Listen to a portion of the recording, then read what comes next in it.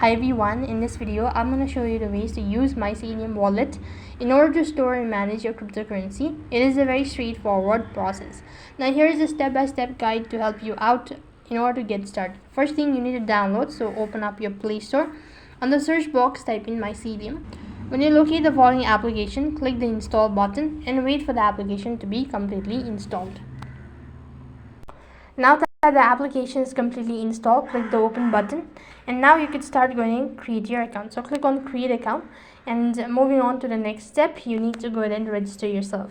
So for that case, you just have to click the continue button and accordingly go ahead and read all of these instructions, and as you're done creating your account, then you could go ahead and add cryptocurrency to your wallet. So for that, go ahead and press the receive button on the main screen, and as you have done that, you need to copy the wallet address or the scanner of the QR code provided and use this address to transfer cryptocurrency from exchange or another wallet.